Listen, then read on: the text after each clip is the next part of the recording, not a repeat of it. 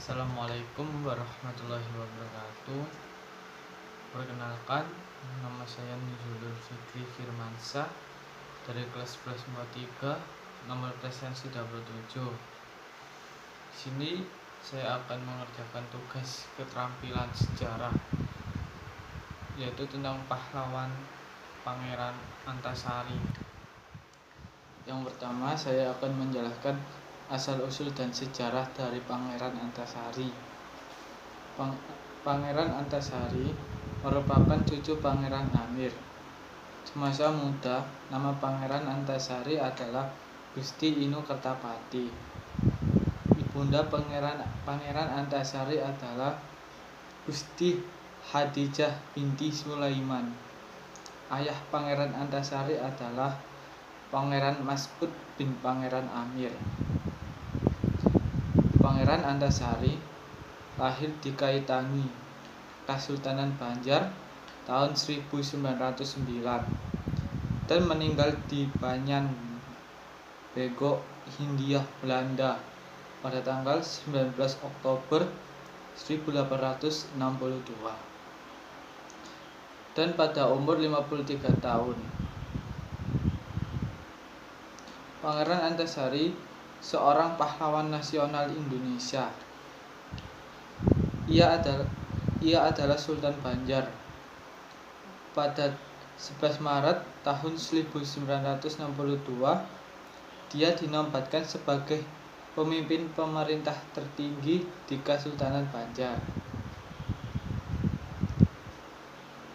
Dengan menyandang gelar Panembahan Amiruddin Khalifatul Mukminin di hadapan para kepala suku Dayak dan adipati atau gubernur, penguasa wilayah, dusun atas, Kapuas dan kalian, yaitu Temenggung Surapati atau Temenggung Yang Pati Jaya Raja.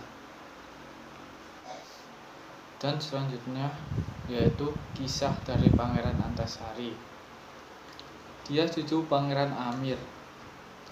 Pangeran Antasari merupakan sultan di Kerajaan Banjar, Kalimantan. Di bawah kepemimpinannya, ia mampu mengusir Belanda dari tanah kelahirannya. Kejadian tersebut lebih dikenal dengan Perang Banjar. Penjajah kolonial Belanda kerap menggunakan strategi divide and impera atau politik adu domba, yakni membagi, memecah belah, dan menguasai. Pada tanggal 14 Maret bertepatan dengan 13 Ramadan 1278 Hijriah, dimulai dengan seruan hidup untuk Allah dan mati untuk Allah. Seluruh rakyat, para panglima Dayak, pejuang-pejuang, para alim, dan bangsawan-bangsawan Banjar dengan suara bulat mengangkat Pangeran Antasari menjadi Panembahan Amiruddin Khalifatul Mukminin, yaitu pemimpin pemerintahan, panglima perang, dan pemuka agama. Berikut kisah perjuangan hidup Pangeran Antasari. 1. Pangeran Antasari dikenal dekat dengan rakyatnya. Pada tahun 1859, Sultan Tamjid diangkat menjadi Sultan Kerajaan Banjar. Untuk melemahkan kerajaan tersebut, Belanda mengadu domba golongan-golongan yang ada dalam istana, sehingga mereka terpecah-pecah dan bermusuhan.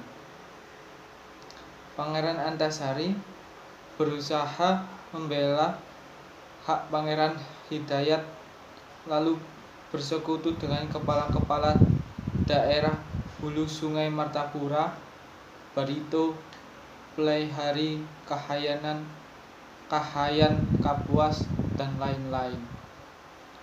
2. Pangeran Antasari memimpin Perang Banjar untuk mengusir Belanda. Perang Banjar yang merupakan pertempuran pertama melawan Belanda meletus mulai pada tanggal 18 April ketika pasukan Pangeran Antasari menyerang tambang batu bara di Pangaron. Berbekal dukungan dan sejumlah pihak, jumlah pasukan Pangeran Antasari yang semula berjumlah 6.000 prajurit makin lama makin bertambah besar. Dukungan rakyat yang demikian besar itu sangat menyulitkan kubu Belanda. 3. Belanda sempat menawarkan hadiah kepada siapapun yang berhasil membunuh Pangeran Antasari.